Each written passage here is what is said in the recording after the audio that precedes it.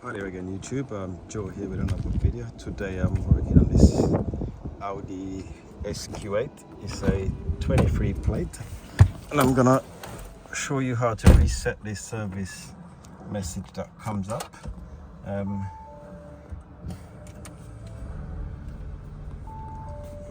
Right, as you can see, it's oil change due.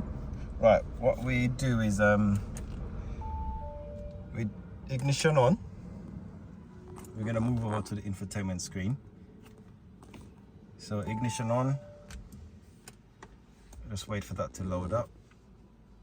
Okay, right, you're gonna go to car, and if you go into settings and your service is there, we just press reset.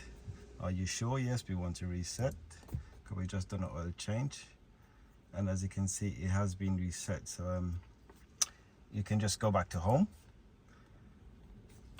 and we switch it off, and then we restart to make sure our message has gone off.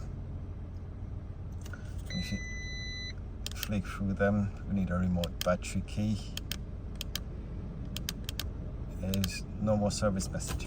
I hope this helps someone out there, and please remember to like the video, share it and subscribe, and I'll catch you in the next video. Thank you.